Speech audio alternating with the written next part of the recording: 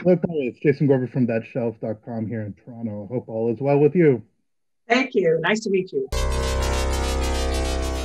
Big shelf. Let's talk about this show. This show has gone through a lot, but what's it like bringing this kind of story to the big small screen, as it were? Well, I like to think of it as the big screen. No matter what, we seem to now all be looking at the same thing. It was a thrilling ride across the board. We not only did I get to tell a good story, I got to tell a story that has some real meat on the bones. It's got a lot of gravitas and a lot of soul, and then on top of it, I had lots of toys to play with and incredible actors. So it was just a joy from beginning to end. If we could talk about those toys as somebody who cares about the toys, as it were, um, are there fundamental differences now between a production like this and something that is done theatrically in terms of the level of CGI, in terms of the way that all the other elements seem to go together? It just seems that this is a 6, 7 hour long theatrical experience. Is that unfair?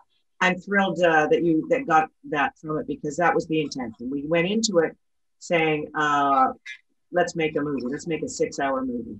And so, and Marvel, to their credit, that was their whole goal. They from the beginning said, we know how to make movies. Let's make a movie.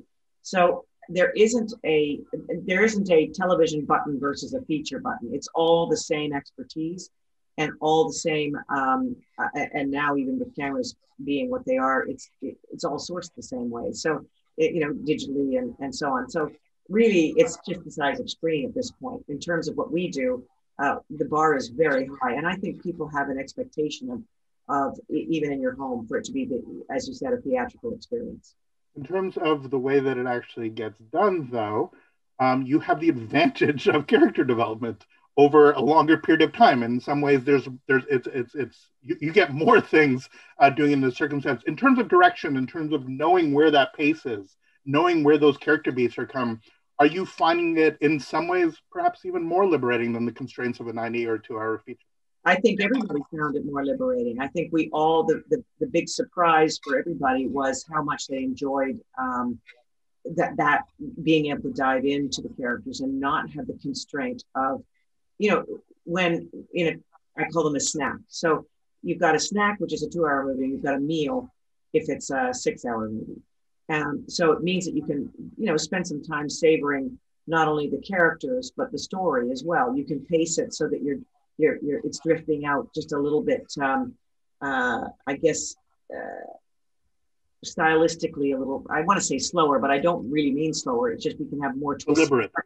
Yeah, deliberate and maybe a few more twists and turns because, you're not racing to the finish line quite in the same way. You also, if much of a movie is spent fighting off saving the world, in a 6 hour space, you can blend that with character development about who they are and why they are doing what they're doing. And in this case, because it was so wrapped around the shield and whether, will Sam pick it up or will he not pick it up, and what it means to a Black man to examine whether he wants this iconically white symbol, that required a lot of thoughtful real estate and for us to get inside his life.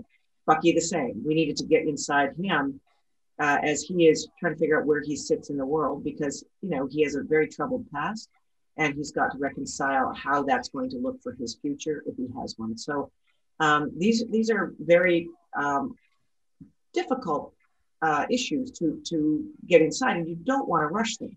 You really want to go with the